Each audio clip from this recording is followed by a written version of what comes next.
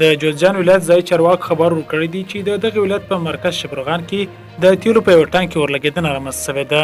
د سرچینې د معلومات له مخې دمګړۍ اور وژونکې ډلې د اورلګیدنې مهارولو په هڅه کې دي. تر اوسه د اورلګیدنې د علت او له امله د اوښتو زیانونو په تړاو معلومات نه دي ورکول شوي.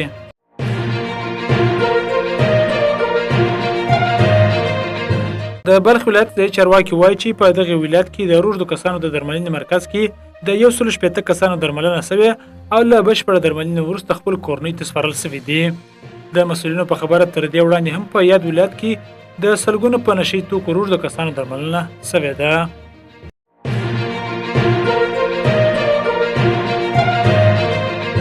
د کډوالو او رسنیدونکو چارو وزارت ویلي دی چې پرون د تورخم له لارې شپږ دیرش، د کندهار سپین بولدک له لارې 22، د نیمروز د ورېښمو پله له لارې 15 او د هرات د اسلام کلا له لارې 81 کورنۍ هیواد ته راستنې شوي دي.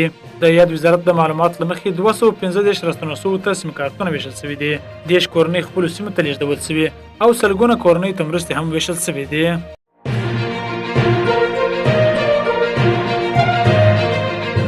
د فوټبال ولس کلنې ملي لوبډلې تاجکستان ته ماته ورکړه. د افغانستان د فوټبال ولس کلنې ملي لوبډلې کوربه تاجکستان ته 1-0 ماته ورکړه. تېره شپه د تاجکستان په پلازمینه دوشنبې کې د مرکزي اسیا فوټبال اتلولۍ سیالیو په لړ کې افغان لوبډلې کوربه تاجکستان ته 1-0 په وړاندې ماته ورکړه او پرله پسې دویمه بریا یې خپله کړه. د فوټبال ولس کلنې ملي لوبډلې تر دې وړاندې د قرغیزستان لوبډلې ته 2-0 ماته ورکړې وه. د مرکزي اسیا ولس کلنو ځوانانو فوټبال سیالۍ د تاجکستان په کورتو ترسره کیږي چې د زمري میاشتې پر 28 نیټه پیل شوي او د وږي میاشتې تر 3 نیټې پورې به دوام وکړي.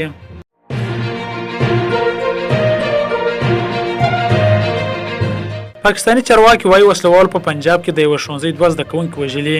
د پاکستان پولیس او چارواکي وایي ناپېژانده وسلوالو نن په پنجاب کې د یو ښوونځي د زده کوونکو پر موټر ډزې کړې چې 2 ماشوم زده کوونکي وژلي او 6 نور ټپیان کړي دي. اسوسییټډ پریس خبري اژانس د چارواکو په حواله ویلي داسې بریښ چې د موټر چلوونکي چې د ټپیانو په ډله کې دی د برید کوونکي هدف و. تر اوسه کومې ډلې د برید مسؤلیت نه لري منلی.